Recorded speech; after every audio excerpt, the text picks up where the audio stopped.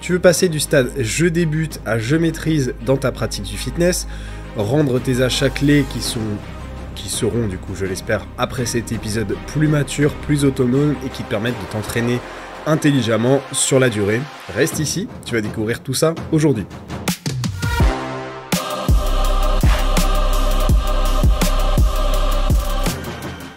Alors bonjour à tous et à toutes, c'est Julien, on se retrouve pour un nouvel épisode de Next Physique, l'émission, le podcast où on discute de sport de force, de santé, de bien-être et tout ce qui tourne autour de ces thématiques. Comme d'habitude, c'est Julien, votre hôte, on se retrouve pour ce nouvel épisode qui suit le dernier épisode qui était plus un compte-rendu de mon évolution sur le CrossFit que j'ai démarré il n'y a pas si longtemps que ça et sur lequel j'ai pas mal évolué, donc je vous avais fait un gros point sur cette année et sur ces premiers mois d'évolution et ce que j'avais mis en place.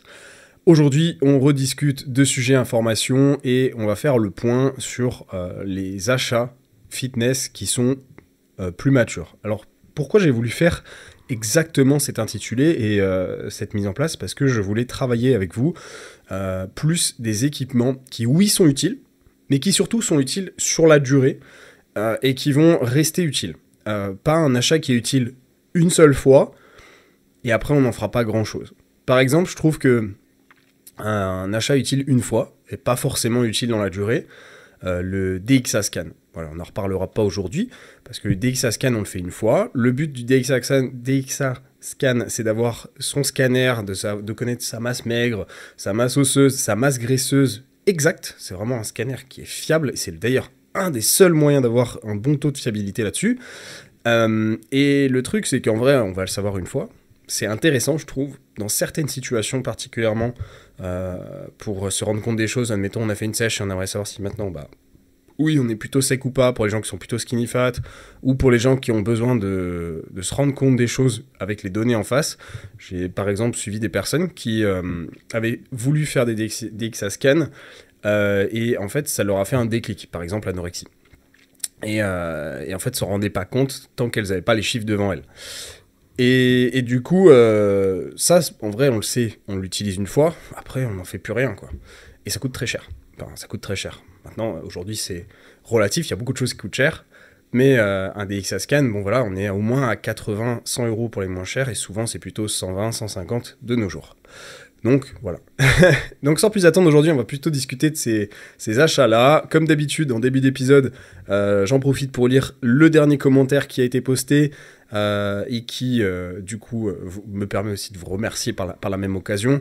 Donc merci à ceux qui laissent des commentaires, qui mettent des j'aime, qui s'abonnent. Ça aide énormément à continuer le podcast et à faire des épisodes plus complets. Et c'est motivant. Merci du coup à Lucie qui nous a laissé un message sur ses Open 2025 en CrossFit, qui nous disait, premier Open pour elle aussi, très contente sur les performances qu'elle a réalisées. Premier et deuxième Open qui était plus dans son élément, elle a été assez performante et malheureusement le deuxième elle maîtrise pas encore, du coup elle disait que c'était plutôt un flop mais elle était fière quand même. Bah écoute, bravo à toi pour tes premiers Open aussi, étant donné que moi aussi c'était le premier, on se reconnaît. Et écoute, si t'as pu te débrouiller, félicitations à toi.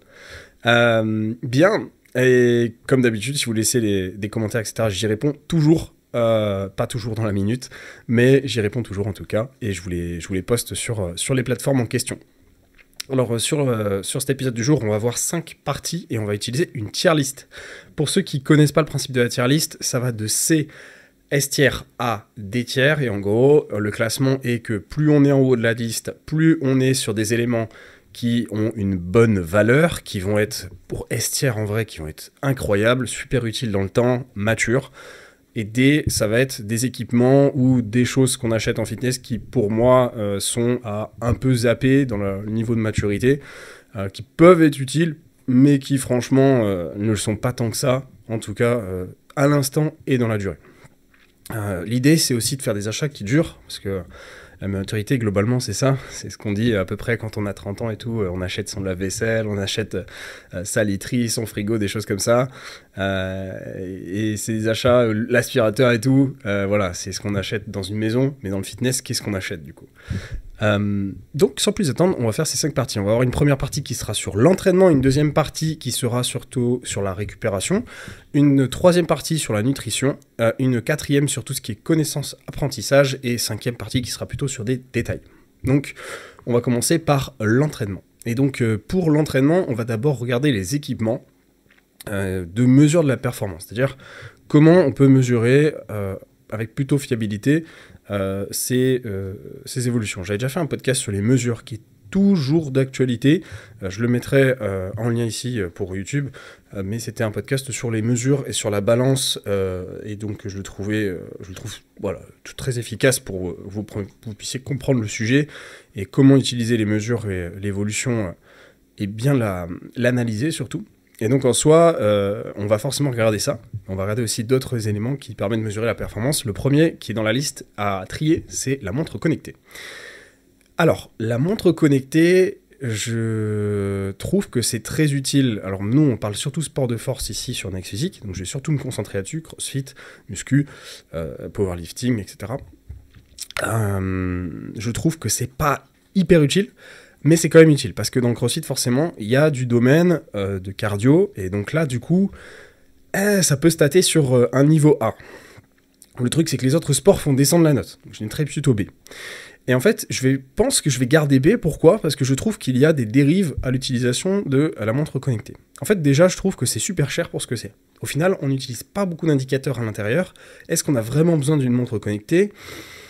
Pas forcément. Une montre qui fait les chronos, ça fait très bien le taf. Si on a la HRV en plus, donc mesure cardiaque, ok, super. Mais pas forcément besoin d'un truc farfelu qui coûte extrêmement cher. Et du coup, qu'elle soit connectée ou pas, on s'en fiche un peu. Je descendrai un peu la note. Si c'était pas connecté, je la mettrais peut-être en A. Et en soi, je descendrai aussi la note pour une autre raison. C'est le fait que la plupart des personnes qui utilisent des montres connectées, ou des montres en général, sont obnubilées par leur montre. Et finissent par être concentrées énormément là-dessus. Je pense que je peux donner l'exemple de clients qui ont, pour pas mal, utilisé des montres et qui m'en parlent tout le temps. Qui me disent « Ouais, j'ai tant en rythme cardiaque, j'ai tant en calories dépensées sur cette séance. » Oui, et alors c'est intéressant, ça peut être intéressant des fois de voir ces évolutions d'indicateurs sur certains sports, certains objectifs. Mais de là à être omnubilé à regarder ça tout le temps, au final, c'est un sujet de stress. Ça va nous amener du cortisol, et on va se retrouver avec des résultats qui sont moins intéressants. Parce que du coup, on apporte un stimulus de stress supplémentaire, qui n'est pas vraiment ce qu'on recherche dans des buts de performance. Et il y a des gens qui sont aussi omnubilés, par exemple, par leurs données sur le sommeil, qui vont pas forcément faire une super nuit, vont regarder la montre et dire « Ah bah ouais, j'ai pas fait une super nuit, franchement, c'est pas top. » Du coup, ils vont encore se rajouter une couche de stress liée à ça par rapport à la nuit. D'ailleurs, j'avais déjà vu une étude sur le sujet, j'essaierai de vous la retrouver et de la mettre en description. J'ai pas les données, mais qui démontrait exactement ce que je viens de vous expliquer, qui montrait ce que je viens de vous expliquer, que les gens étaient plus stressés par l'utilisation d'une montre connectée que n'avait une réduction du stress par celle-ci. Donc en soi, et je le vois chez beaucoup d'élèves qui ont utilisé des montres, je trouve que ça peut être cool, j'adorerais en utiliser une, mais je me bloque là-dessus. C'est-à-dire que je me dis, ok, pour le prix que ça coûte, moi-même j'en utilise pas, parce que franchement, pour le prix que ça coûte, je trouve qu'il y a plus de chances que ça soit négatif que positif. Par contre, là où je vais investir personnellement pour le crossfit et l'évolution de mon cardio, c'est mesure HRV, ceinture cardiaque, et du coup, forcément aussi chrono, parce que ras le cul d'avoir le téléphone dans la poche qui saute dans tous les sens, surtout la taille des téléphones de nos jours. Franchement, c'est pas agréable. Quand je cours 1 heure, franchement, c'est chiant. Oui, je sais, je pourrais mettre le brassard autour de l'avant-bras. Ça, désolé si je l'ai pas dans la tier list, mais je le mettrai en C parce que c'est super moche. Je suis pas Iron Man, les gars. Non, mais du coup, voilà, l'idée est là. Donc, en vrai, un B. Si on était purement dans la musculation, uniquement vraiment de la force, etc., franchement, c'est du C, voire du D. Je trouve pas ça utile. Après, ça peut être utile, effectivement, dans certaines situations mixtes comme le crossfit. Ouais. Ensuite, autre mesure de la performance, on va aller chercher dans notre tableau, les éléments suivants de mesure. On en a la balance.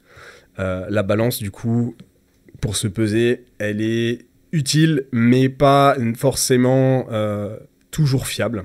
Parce que des fois, on a des fluctuations d'eau, on retient de l'eau, on a de la rétention d'eau, on est stressé. Du coup, des fois, ce qu'on voit en face de soi n'est pas forcément exactement la réalité, ou en tout cas, c'est la réalité du jour, mais c'est pas exactement ce qui nous intéresse. Et en soi, du coup, on peut se dire que la mesure n'est pas hyper intéressante. Pour l'instant, je le mets en B, je déplace après, ça veut pas dire que c'est définitif. J'ai des grosses pubs qui s'affichent à l'écran. Et du coup, ce qui nous intéresse par contre sur la balance, et ce qui va être beaucoup plus intéressant, c'est l'évolution des mesures. Comme beaucoup de choses en statistique, ce qui nous intéresse, c'est d'avoir de la data. Et pour ça, il faut avoir du recul, et pour ça, du coup, il faut avoir de la donnée. Donc se peser régulièrement et avoir de la donnée, c'est permettre des calculs, comme par exemple une calcul d'une moyenne. Et donc du coup, avec une moyenne, on avance beaucoup mieux les choses. Parce que ça va limiter l'impact des variations journalières, et par conséquent, on va pouvoir avoir une donnée fiable qui va nous dire, ok, bah en fait, en réalité, où est-ce que j'en suis à peu près sur mon poids? Et là, du coup, ça va être beaucoup plus intéressant. Bien sûr, évidemment, on enlève tous les trucs qui sont particuliers, comme les menstruations, les variations de popo, les jours où vous mangez beaucoup plus, et du coup le lendemain vous êtes un peu lourd, ou alors la déshydratation liée à une grosse nuit alcoolisée. Mais en dehors de tout ça, si vous faites des moyennes, globalement, vous avez une donnée qui est très fiable pour voir votre évolution. C'est intéressant pour ceux qui ont de grosses périodes d'évolution, comme par exemple une perte de poids, une perte de graisse, qui du coup va impliquer de regarder cette mesure pour une prise de masse sur le long terme. Ce qui nous intéressera, c'est évidemment aussi l'évolution, le rythme d'évolution, c'est-à-dire à quel rythme on prend de la moyenne.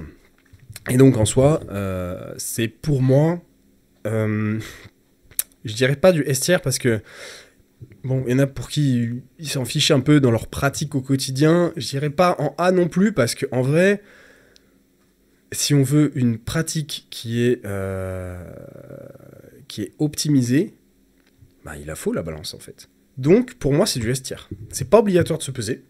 On peut avoir une très bonne pratique de fitness au quotidien qui va impliquer d'avoir de bonnes stats, mais après, voilà, on n'est pas obligé forcément de l'utiliser. Par contre, si on veut de très bons résultats, ouais, il va falloir quand même se peser.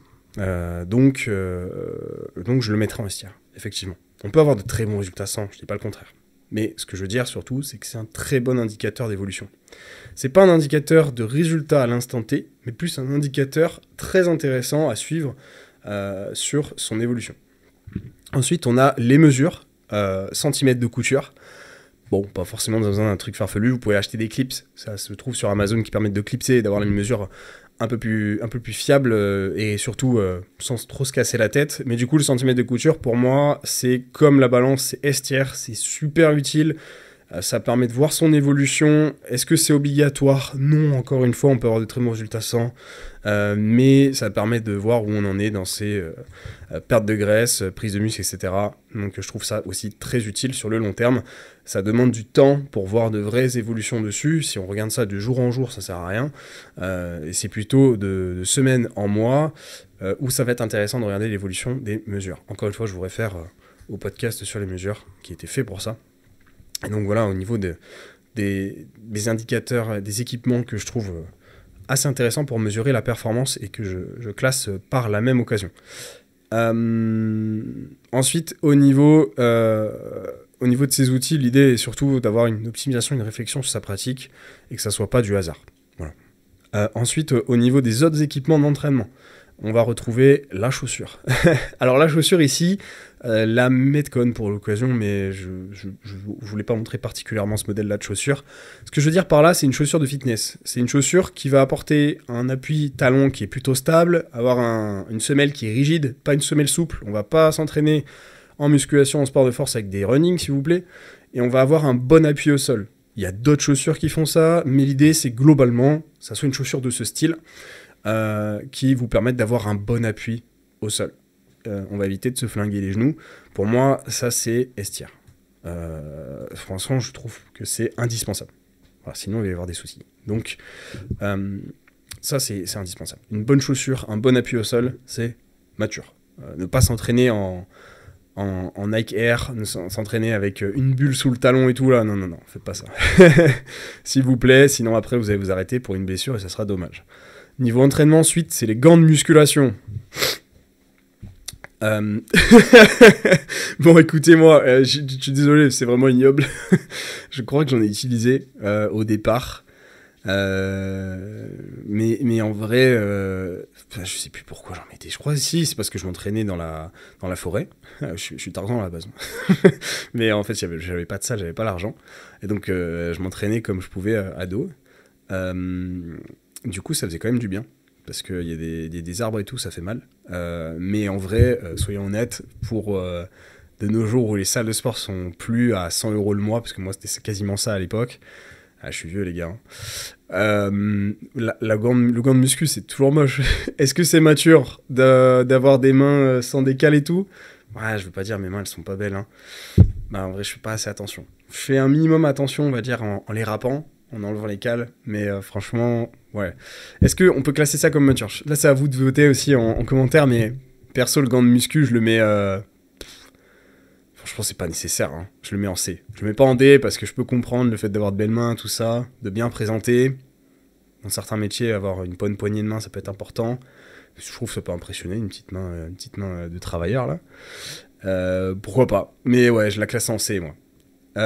Au niveau des autres équipements d'entraînement, on va retrouver la ceinture, la tenue de sudation. Tenue de sudation, en fait, c'est des tenues qui vont vous apporter une forte chaleur et qui vont vous faire transpirer en excès.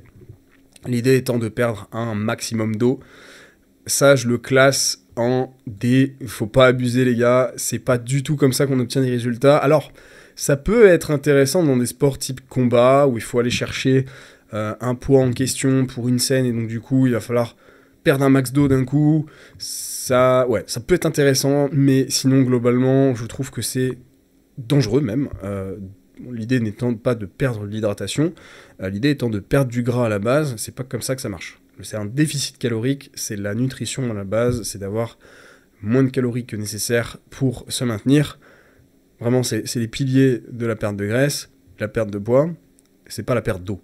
Donc là, ici, ce qu'on perd, c'est de l'eau et des minéraux, c'est pas forcément ce qui nous intéresse. Donc clairement, c'est du D, ça. Ensuite, autre équipement, la ceinture d'électrostimulation, qui permet de faire apparaître des abdominaux forts et puissants. Allez vous entraîner, c'est D, ça. Allez vous entraîner, la bande de flemmards, là. Ça sert à rien, ça sert peut-être un petit peu, mais honnêtement, on est sur un stimulus qui est vraiment ridicule. C'est peut-être sympa pour quelqu'un qui fait rien, mais honnêtement, il n'y a rien de plus efficace que de commencer à s'entraîner. Et bien sûr, chacun à son niveau. C'est du D-tiers, ça. C'est pourri. Autre équipement d'entraînement, les plaids. Les plaids d'entraînement. Et oui, non, les serviettes d'entraînement. J'ai pris des plaids, je sais pas pourquoi, en image. Mais les serviettes d'entraînement, pour moi, c'est du S-tiers. S-tiers, faut grandir, là. Vous n'êtes pas des dégueulasses. Enfin, on va où en vrai, en plus, on transpire tellement quand on se donne à fond que, honnêtement, on en fout de partout. On transpire forcément. Il faut arrêter, il faut mettre une serviette. Hein. On est des gens propres, non? Et j'ai envie de dire, ouais, non, c'est S-tiers.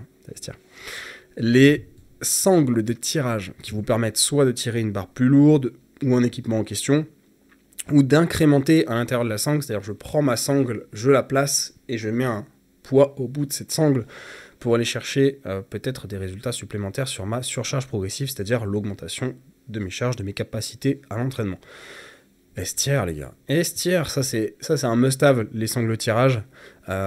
Honnêtement, d'ailleurs, je leur disais sur Insta il n'y a pas longtemps, n'investissez pas dans des sangles trop chères. Je trouve que c'est inutile parce que ça se casse facilement. Vaut mieux un truc pas cher. Bon, qui reste quand même agréable à porter parce que sinon, si pour s'ouvrir les veines, c'est pas la peine. Mais franchement, c'est pas la peine de mettre de l'argent là-dedans. Parce que vous allez finir par les casser si vous soulevez lourd. Après, on s'entend, si vous soulevez 100 kg, normalement, vous n'allez jamais les casser. Mais pour ceux qui vont taper plus de 150 kg sur des tirages, vous allez voir, ça va se péter. Donc, moi, j'ai dû en acheter... Je crois que j'avais ouvert Amazon, je l'avais screenshot pour Insta il n'y a pas longtemps. Je crois que je suis à ma 15e paire que je commande. Et au total, j'ai dû avoir 20 paires ces 10 dernières années de sangles de tirage. En fait, sur tout ce qui est shrugs, les barres de terre et tout, franchement, ça se casse facilement. Donc, pas investir spécialement, mais très très utile par contre. Ensuite, on a la ceinture de lest. La ceinture de lest, elle n'est pas obligatoire pour moi, parce qu'il y a plein d'exercices autres qui peuvent être intéressants, mais elle permet quand même d'utiliser les exercices de base qui recrutent beaucoup de muscles, comme les tractions, comme les pompes suspendues, les pompes en déficit, les dips. Je trouve que c'est vraiment cool et pratique pour certains sports. Pour le crossfit, c'est super utile. Normalement, les box en ont, mais si la box n'en a pas, c'est très intéressant d'en avoir une. Donc, je dirais pas que c'est obligatoire. Pour les entraînements de maison, c'est aussi très intéressant pour ceux qui s'entraînent à la maison. Donc, pour moi, je la classe en A. Encore une fois, je la classe pas S-tiers parce que y a d'autres choses à faire. Surtout en salle de sport, il y a d'autres équipements, donc c'est pas obligatoire. Ensuite, on a les poignées rotatives. Alors les poignées rotatives, pour vous expliquer, c'est des poignées qui ont une rotation complète, qui vous permettent d'effectuer des tirages et d'effectuer une rotation en fonction de votre anatomie et du placement de l'exercice. Ça peut être très intéressant pour, par exemple, travailler les pecs avec une bonne convergence, ou alors pour travailler le dos, pareil, avec une rotation idéale en fonction du tirage que vous ciblez. Personnellement, je l'ai classé dedans. Je vous explique pourquoi. Parce que c'est un achat que j'ai fait il y a 4-5 ans. Je l'ai fait 2 ans avant ma scène et ma compétition et mes bonnes places France en bodybuilding. Et en fait, je les ai achetés parce que je m'entraînais à Basic Fit à l'époque. J'avais pas le choix, j'avais que ça dans ma ville. Pour les Normands, c'est Caen. Et du coup, il n'y avait que Basic. Et du coup, il n'y avait pas d'équipement qui était top. Donc, ce que j'ai fait, c'est que j'ai acheté ça pour optimiser mon Basic Fit. Donc j'ai acheté d'autres trucs, hein. Mais pour ce qui est le plus cher, c'est ça. Et ce qui m'a été le plus utile, c'est ça. Pour avoir un bon travail de convergence sur les pecs. Pour donner le cadre, en 2020, à Basic Fit, il n'y avait vraiment pas de machine. Je crois qu'il n'y en a pas trop non plus aujourd'hui. De convergence de pecs. Et donc par conséquent, ça m'a permis d'avoir un game changer pour les pecs. Et game changer aussi pour le dos. Donc je trouvais ça vraiment très utile à l'époque dans ce cadre-là. Aujourd'hui, il y a beaucoup de salles qui les ont. Donc est-ce que acheter ses propres poignées prime, ses propres poignées rotatives, c'est très utile? Je dirais que non. C'est obligatoire? Non. Encore une fois, on peut avoir de très bons résultats sans. Pour moi, c'est utile. Ça va être mature, dans le sens où oui, c'est durable, ça risque pas de casser, sauf si vous faites n'importe quoi avec, mais bon, ça reste quand même du fer, hein, faut y aller. Donc, on est quand même sur un équipement qui va être durable. C'est utile dans certaines situations. C'est pas obligatoire. Pour moi, c'est du B. Voilà. Ensuite, en termes de micro-poids, là, on en a un petit peu parlé tout à l'heure pour les sangles. Les micro-poids, ça vous permet d'incrémenter et d'avoir des paliers de charge qui vont être plus petits et donc, en soi, de progresser plus facilement sur vos charges. Ça, c'est cheat code. C'est cheat code. C'est un code de triche sur les jeux vidéo. C'est très très fort, ça vous permet d'avoir des plus petits paliers, de progresser plus vite sur vos charges. Je trouve que c'est clairement pas indispensable, mais très proche de l'indispensable. Pour moi, rien que pour moi, c'est Estière. J'utilise ça depuis 6-7 ans. Ça m'a permis de décupler ma façon de programmer et d'avoir des résultats sur mes entraînements. Je le mets pas en A. Je devrais le mettre en A en vrai, parce que c'est pas obligatoire, on peut avoir de très bons résultats sans. Mais franchement, quand on a des résultats de fou avec, beaucoup plus facilement.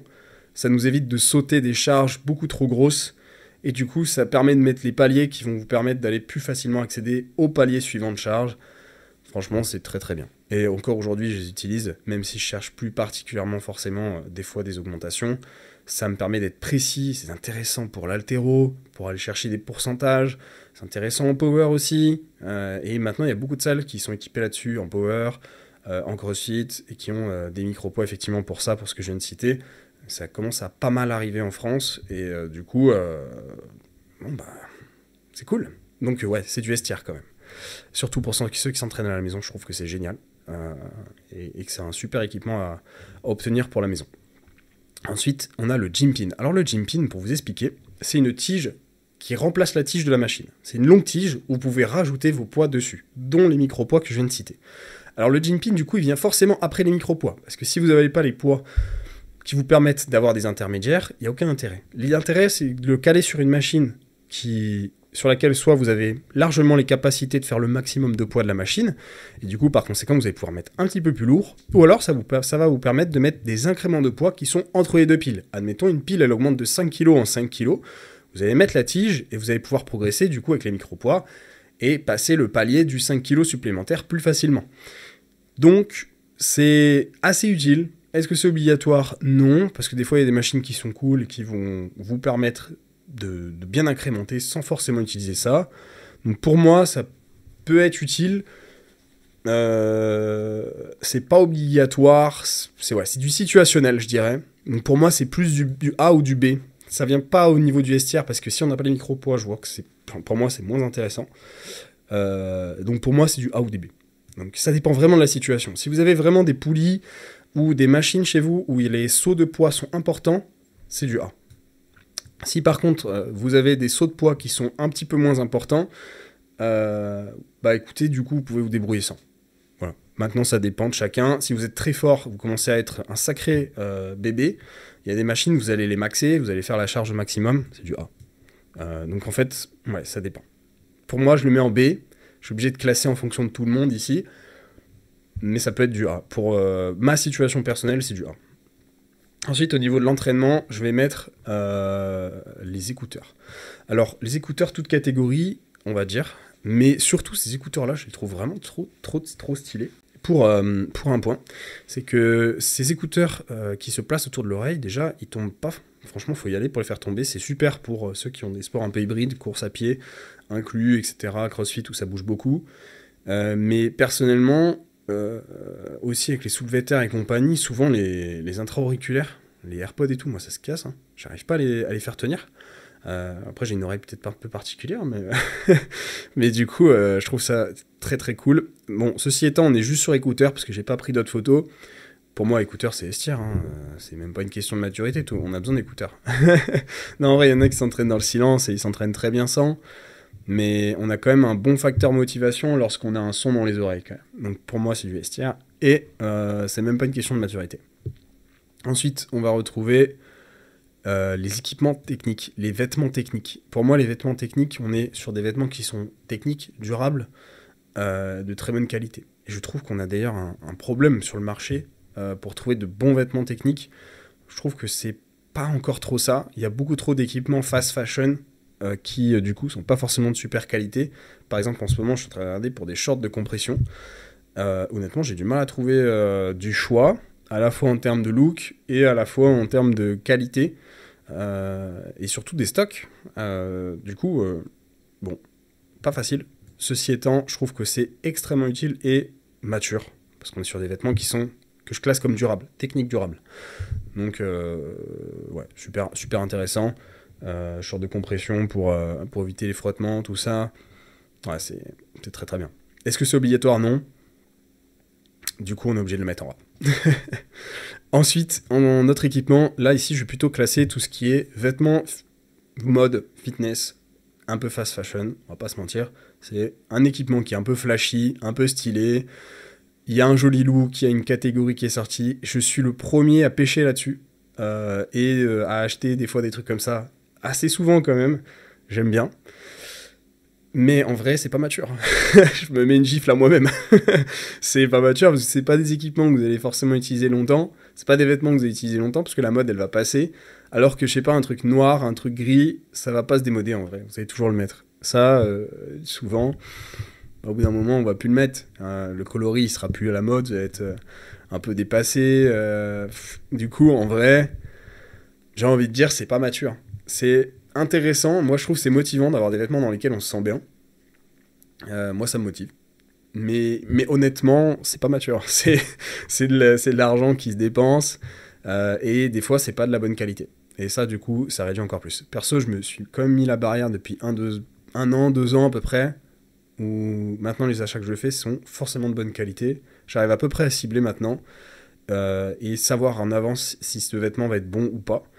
Et donc du coup j'ai plus ce problème là, mais je dirais qu'il y a beaucoup de personnes qui l'ont par contre, qui vont vite dépenser beaucoup d'argent là-dedans alors qu'il y a tellement, vous voyez ici dans le tableau, tellement d'autres choses intéressantes à faire. Donc c'est même pas du B, c'est même pas du C, c'est pas mature en vrai, c'est du D. Hein. Désolé Julien, je me mets une claque à moi-même, parce que moi aussi j'aime bien. Ensuite, tapis de yoga. Alors c'est pour ceux qui s'entraînent surtout à la maison ou pour ceux qui pourraient en avoir besoin à la maison. Pour moi, c'est du vestiaire en vrai, parce qu'on sait jamais. Confinement. Non, on sait jamais, il se passe un truc. Un jour, vous avez besoin de faire une séance rapide, vous avez besoin de faire des étirements, de faire un placement, de la mobilité, vous avez une blessure à un moment donné, du coup, avec le kiné, vous travaillez des exercices, ça serait utile. Franchement, c'est vestiaire. C'est vestiaire, normalement, vous n'allez pas le casser, il n'y a pas de raison qu'il pète. Donc c'est super utile. Une balle de mobilité massage, je trouve que c'est assez utile, c'est pas très contraignant. Pour faire n'importe quoi avec une balle de massage, il faut y aller. C'est quand même petit, ça met moins d'impact. Maintenant, est-ce que c'est obligatoire? non, c'est situationnel. Je dirais que c'est du B, ça reste utile. Mais voilà, c'est pas tout le temps utile. Et c'est très sympa, je trouve. Par exemple, vous l'avez au sol, dans votre bureau, et vous passez ça sous vos pieds, ça vous permet de travailler un peu votre voûte plantaire. Ça ne demande pas trop de réflexion, et ça fait du bien. Voilà, moi je le mettrai là-dessus, ça coûte pas cher en plus, surtout ça. Donc, c'est pour ça que je trouve qu'il y a un niveau de maturité par rapport au pistolet de massage, où là on est sur un prix qui est beaucoup plus important, qui pareil peut avoir un petit impact positif ou pas. Il y a des personnes malheureusement qui ont des impacts négatifs parce qu'ils savent pas forcément l'utiliser au bon endroit ou dans le bon sens, et on se retrouve des fois avec des petites blessures à l'utilisation du pistolet de massage. Je trouve qu'au niveau du prix, on est sur un gadget et plus une envie commerciale qu'un réel besoin. Là, je vais me faire tomber dessus par tous les potes qui sont sponsors par des pistolets de massage. Moi, c'est pas mon cas, donc je peux dire ce que je veux. Donc, honnêtement, franchement, c'est pas mature, ça coûte super cher. Ça peut être utile, mais il y a d'autres choses, comme la balle de massage ou le rouleau de massage, qui peuvent servir à ça. Pareil, rouleau de massage, il y a pas mal de blessures et de mauvaise utilisation avec ça. Mauvais sens des fascias, mauvaise utilisation, ça arrive aussi. Ça peut être utile, mais c'est du situationnel encore une fois et c'est pas du tout obligatoire. Pour moi, c'est du C. Honnêtement, j'en utilise quasiment jamais. Je l'ai même filé à mon père. J'espère que t'en fais bonne utilisation de mon petit rouleau. Autre élément qui est lié à l'entraînement, on va retrouver l'application. Une application que vous payez avec un moyen de mettre vos performances, de noter vos entraînements. Ça peut être utile, c'est situationnel encore une fois je trouve, parce que la plupart du temps en fait, vous pouvez faire la même chose avec le carnet d'entraînement, ou tout simplement une application qui s'appelle Excel, qui s'appelle Google Sheet sur le téléphone, c'est gratuit, ça vous permet de noter et vous aurez beaucoup plus de possibilités de noter des choses et de noter du détail que sur une application où vous rentrez juste rep, poids.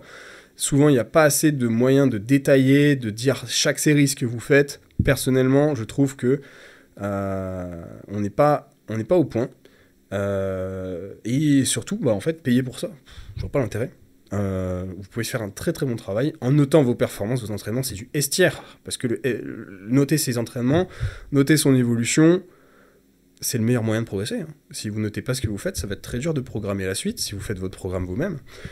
Ou même si vous voulez que votre coach s'en occupe, il faut le noter, hein, ce que vous faites. Il faut noter du détail. Clairement, pour moi, c'est estière. C'est super utile et c'est quasi obligatoire en vrai. Si on veut être sérieux dans sa pratique, c'est quasi obligatoire. Et l'application, du coup, c'est du C, parce que franchement, je vois pas l'intérêt de payer pour ça. Point suivant, pour rester plutôt côté entraînement, on a fini les entraînements. Hein. Là, on était un petit peu sur les gadgets, un petit peu ce qu'il y a autour. Le deuxième point qu'on va voir ensemble maintenant, c'est tout ce qui est récupération. On l'a entamé avec tout ce qui est outils de récupération, comme les rouleaux de massage, le pistolet de massage, la balle de mobilité, le tapis. Ça reste important parce que l'idée, c'est de valoriser son écoute du corps, la gestion de l'effort sur le long terme et de son intégrité physique et de ses blessures potentielles, voire réelles, et du coup le travail qu'il faut faire autour. Donc il y a quand même de l'utilité, hein, la balle de massage elle rentre en B, mais c'est du situationnel. Ensuite, on va retrouver aussi du coup pour le côté récupération, la literie, le lit, forcément, on va devoir réfléchir à ça. Je trouve que c'est l'achat de la maturité, ça. C'est une fois qu'on est bon et qu'on a la possibilité de changer son lit, de changer matelas, changer oreiller, c'est game changer, hein, la récupération, il n'y a rien de plus puissant que ça. Donc ça, c'est du S-tier. C'est du S-tier direct. Côté récup, est-ce qu'on a autre chose que j'avais mis de côté Non, je crois que c'est tout. Ouais, on a fini le côté récupération. Maintenant, on va regarder un peu la nutrition. Donc, plutôt les achats nutritionnels qui montrent que tu es passé un peu à l'étape supérieure. On va commencer par la balance alimentaire, qui permet du coup de peser son alimentation, de savoir ce qu'on mange. Est-ce que c'est obligatoire ? Non, on peut avoir de très bons résultats sans. Par contre, ça permet globalement quand même d'être précis, surtout pour ceux qui ont des objectifs précis, qui veulent faire de bonnes transformations, perte de poids, des bonnes compétitions. Oula, j'ai fait une bêtise. Je trouve que c'est extrêmement utile. Donc, clairement, peser son alimentation, ça vous permet d'être précis dans vos données, et donc forcément d'avoir des résultats beaucoup plus précis. Il y a beaucoup de personnes qui n'ont jamais pesé leur alimentation, lorsqu'elles commencent à le faire, elles se rendent compte qu'elles sont complètement à côté de la plaque. Ok, ensuite on continue sur le côté alimentation avec... on va commencer d'abord par tout ce qui est livre e-book de nutrition. Pour moi, livre e-book de nutrition, c'est de la maturité parce que c'est de l'information. Ça nous permet de savoir ce qu'on est en train de faire, ça nous permet d'être plus précis. Je trouve ça très utile forcément, parce que ça va alimenter beaucoup de résultats et une meilleure gestion de sa santé sur le long terme. Moi je sais que par exemple en coaching, je fournis livres de recettes et e-book de nutrition, information à mes élèves, parce que je juge que c'est vraiment important de savoir ce qu'on fait. Je leur impose pas la lecture, et je leur dis tout de suite en début de coaching que s'ils souhaitent regarder tout ça, c'est de l'information. Ils ne sont pas obligés, je ne les impose pas de le lire, mais ils seront plus efficaces forcément en sachant ce qu'on fait, on en reconnaît plus de valeur. Donc pour moi, c'est du S-tier. Ensuite, on a, pour continuer le côté nutrition, les compléments alimentaires. Alors c'est très dur de qualifier les compléments alimentaires parce qu'il y a des compléments qui sont pour moi complètement inutiles. Enfin, c'est même pas pour moi, c'est côté science, et aussi des compléments qui sont très utiles.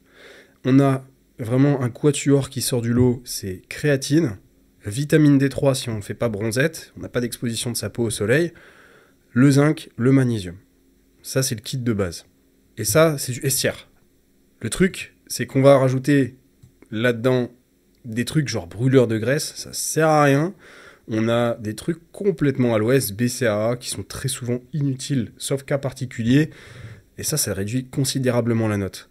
Donc pour moi, les compléments alimentaires, on peut s'en passer, mais pour certains, très difficilement, comme par exemple le zinc. Personnellement, j'ai pas accès à des fruits de mer régulièrement dans ma semaine. Donc ça reste du A, mais à prendre avec des pincettes, parce qu'il y a des choses, malheureusement, qui sont complètement à l'ouest en termes de compléments alimentaires. Pour ça, j'ai fait un podcast dédié. Pareil, en mode tier list il y a 1 an, tout est valable à l'intérieur, je n'ai pas changé d'avis. Je vous laisse le regarder si vous voulez en savoir plus. Ensuite, côté autre élément, on va dire côté nutrition, la cuillère. Alors la cuillère, je vous explique. Est-ce que vous reconnaissez ce que c'est ? C'est une cuillère à glace. La cuillère à glace, en fait, ça fait partie d'un set que j'appelle la vaisselle adaptée. Pourquoi vaisselle adaptée ? Parce que ça nous permet de manger plus en conscience et de prendre son temps pour manger. Si vous mangez un repas avec une assiette cuillère à soupe, vous allez aller beaucoup plus vite. Et vous allez avoir la sensation d'avoir pas beaucoup mangé.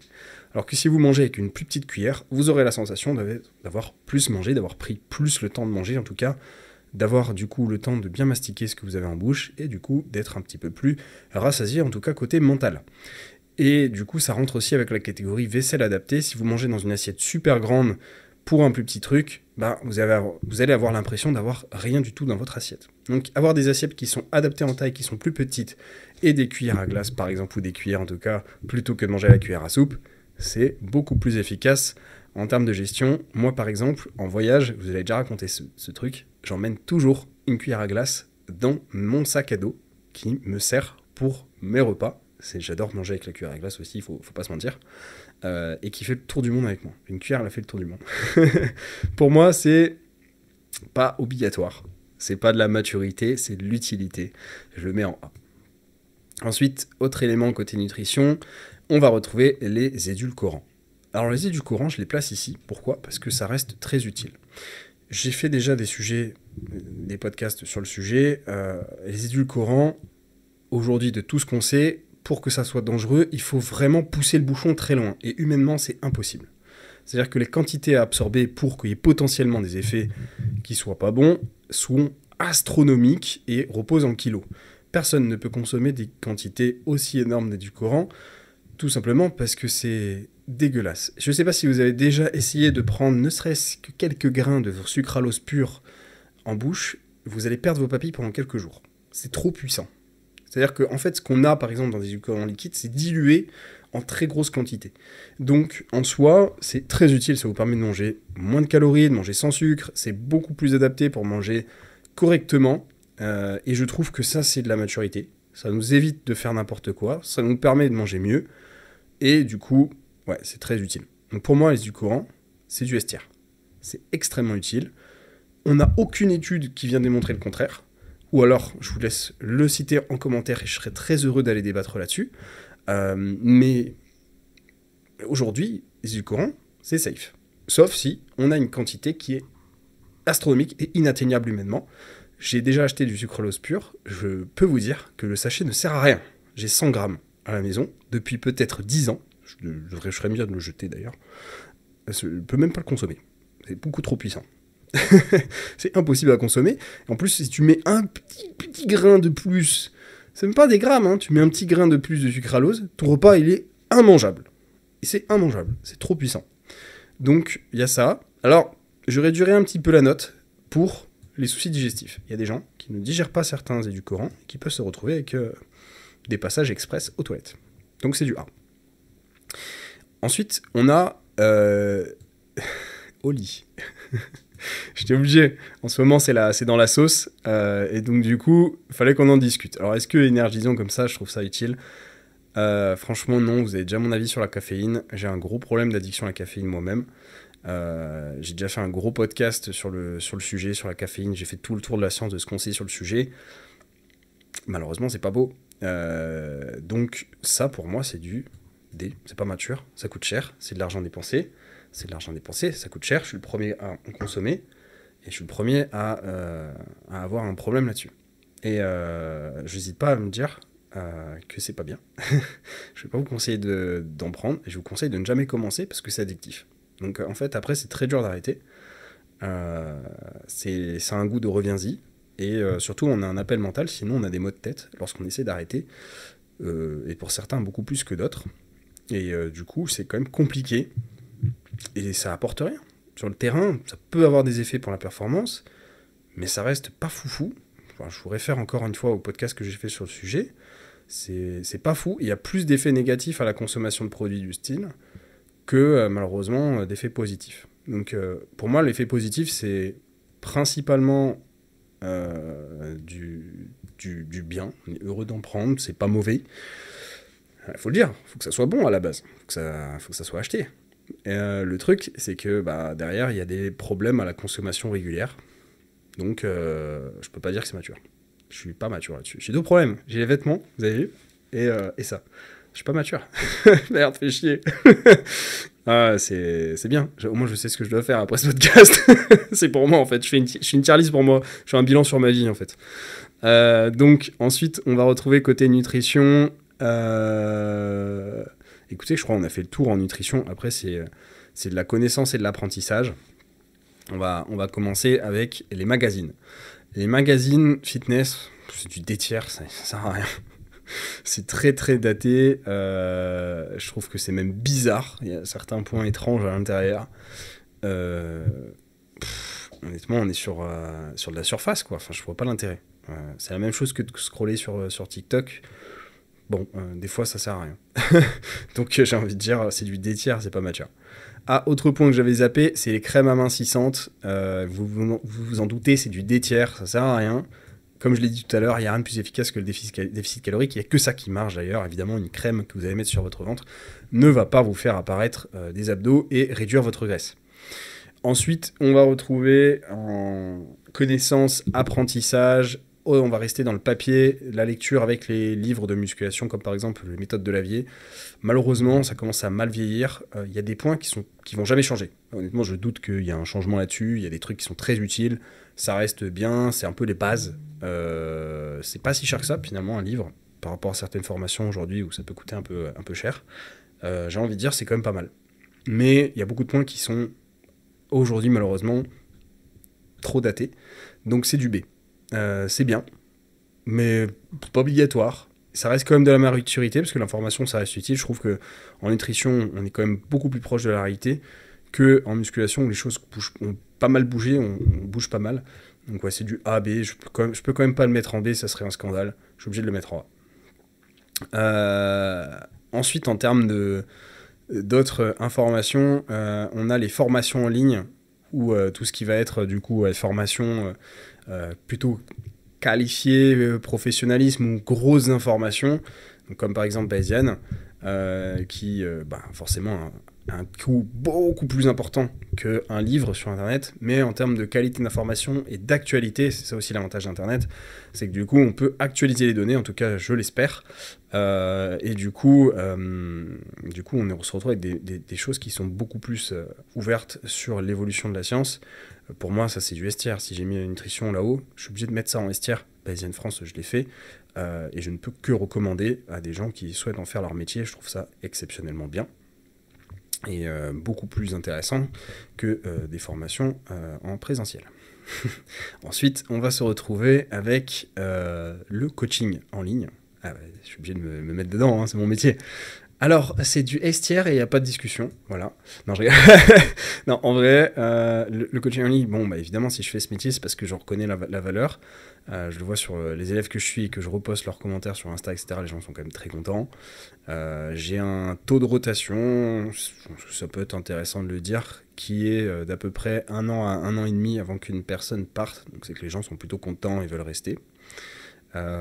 Du coup je libère pas beaucoup de place, mais au moins je travaille avec des gens sur le long terme, du coup c'est assez intéressant, je les connais bien. Et du coup ça permet d'avoir des meilleurs résultats. Et du coup en soi l'avantage en fait pour vous en termes de maturité, je trouve qu'un coaching un jour à faire, ça vous permet de mieux vous connaître et surtout de savoir comment évoluer pour la suite de manière adaptée et personnalisée. Forcément il n'y a rien de plus puissant que la personnalisation, donc pour moi c'est du S tier.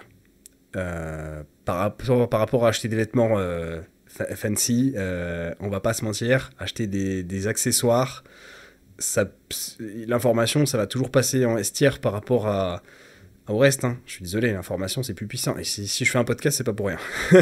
Ensuite on va se retrouver avec tout ce qui est programme miracle. J'ai mis Jésus tout puissant. C'est une blague, bien sûr c'est une boutade, mais j'allais pas cracher sur quelqu'un. Donc j'étais obligé de mettre un truc comme ça. Ce que j'appelle régime miracle, c'est par exemple un programme minceur moins 20 kilos en 2 semaines, ou tout ce qui est produit tout en un, où on vous promet mondes et miracles à l'intérieur du produit, à base d'herbes, voilà, je vais pas dire le nom, mais clairement là on n'est même pas sur du B, on est sur le plus gros foutage de gueule du monde. J'ai beaucoup de mal à tolérer ça, surtout de la part de personnes que je connais qui passent de l'autre côté et qui essaient de vendre ça. Je suis désolé, vous venez de perdre complètement toute humilité là, c'est pas possible. On est sur de la honte, donc clairement pour moi c'est du D tiers. Désolé Jésus tout-puissant, désolé les régimes miracles, mais ça dégage. Donc voilà pour notre tier list et du coup les achats qui te rendent mature et les choses qui sont les plus utiles. Donc l'idée étant de développer de l'autonomie, de la réflexion et de la progression réelle et durable. Voilà, c'est vraiment ça l'état d'esprit de cette tier list. Et donc ça, du coup, c'est ce qui ressort pour moi comme prioritaire avec des outils de mesure, des équipements d'entraînement et forcément une grosse partie d'information dans cette partie. Côté nutrition, de l'utilité, qui rentre surtout dans la deuxième partie, parce que la nutrition n'est pas forcément toujours en S tier, parce que ça dépend des situations. Comme je vous ai dit aussi, c'est compliqué, parce que les compléments, ça pourrait être du S tier, mais il y a des trucs dans les compléments alimentaires, ça rentre pas. Et je pouvais pas remettre tous les compléments dans la liste, sinon le truc serait imbuvable pour vous. Parce que j'ai fait une vidéo sur les compléments alimentaires, il y en a tellement que la tier list compléments alimentaires, elle prend tout l'écran. Donc je pouvais pas tout mettre dedans. Et après, on a beaucoup de gadgets qui rentrent ensuite petit à petit dans la liste, et forcément tous les trucs miracles qui finissent en D tiers. On a la crème amincissante, les magazines, les régimes miracles, le Oli, le pistolet de massage, la ceinture amincissante sudation, la ceinture d'électrostimulation. On a tout le panel des trucs qui coûtent cher, enfin qui coûtent en tout cas, qui mettent de l'argent et qui en réalité apportent pas de résultats. Donc voilà pour cette tier list. Je sais pas s'il y a des choses, j'ai sans doute 1 ou 2 ou 3 points que j'ai dû zapper. Si vous voulez les dire en commentaire, j'hésiterai pas à mettre une notation et vous répondre, mettre un cœur si vous avez totalement raison. N'hésitez pas si vous voyez un truc que j'ai oublié. J'ai certainement oublié des trucs, j'en suis quasi sûr, mais on peut en rediscuter, il n'y a pas de souci. Et merci à ceux qui aident d'ailleurs, juste en laissant un commentaire. Si vous mettez juste un emoji biceps, ça aide énormément au référencement et donc au travail qu'on peut faire en montage avec Romain et en réalisation du podcast. Donc n'hésitez pas, ça nous aide beaucoup. Merci pour votre écoute. On se retrouve pour le prochain épisode Dans peu de temps, on fera un petit peu plus d'épisodes sur la suite du mois de mai et surtout en juin. Donc on reprendra un petit peu plus de rythme et on se retrouve très bientôt pour ce nouvel épisode. Merci pour votre écoute, c'était Julien. Hey! Tu as bien écouté ce podcast? J'espère qu'il t'a plu. C'est Julien, je suis créateur du podcast Next Physique, mais aussi coach depuis de nombreuses années. Avec un bon développement depuis 5 ans maintenant, j'ai pu aider des centaines de personnes à se transformer physiquement, mentalement et devenir la meilleure version d'eux-mêmes. À l'origine, je dirigeais une équipe qui s'appelle MFT, Misfit Tidings. On souhaitait réunir les meilleurs conseils et spécialistes afin d'obtenir un quotidien optimisé et devenir un vrai athlète, à sa façon. Et c'est pour ça que je vous appelle les athlètes en fait. Mais tout ça, sans être frustré avec son sport. C'est vraiment quelque chose d'important pour moi et j'imagine pour vous aussi. Avec un quotidien optimisé, vous pouvez faire votre vie, tout simplement, gérer votre diète avec plaisir et désormais, je suis devenu un peu un expert en la matière. Next Physique s'inscrit dans la lignée de l'esprit de ce coaching. Je souhaite le meilleur pour chacun de mes élèves afin que vous puissiez gérer vos PR, votre vraie surcharge progressive et ainsi atteindre votre Next Physique. Car c'est un suivi, donc je suis présent tous les jours pour assurer la meilleure évolution possible de la personne et c'est pour ça que j'ai décidé à l'initial de faire du coaching en ligne et pas en salle. Oubliez les diètes sans cookies, oubliez les exos qui changent à gogo chaque semaine parce que c'est du marketing. Ici, on va progresser sur les exercices et bien sûr des exos qui vous plaisent et qui rentrent dans votre emploi du temps, votre salle de sport et son agencement. C'est un tandem, ça se passe entre vous et moi pour construire une équipe qui avance ensemble. Je vous prépare le terrain, j'assure vos arrières et vous faites le job à l'intérieur du terrain. Les coachings sont sur réservation. Si tu écoutes ce podcast, c'est que tu es intéressé par l'optimisation de tes résultats et je suis sûr qu'on ira du coup loin ensemble. Contacte-moi directement sur Instagram pour qu'on en discute et qu'on regarde mes disponibilités de réservation ou qu'on s'appelle tout simplement si tu veux qu'on en discute. Plus d'informations sur le suivi en lien en description.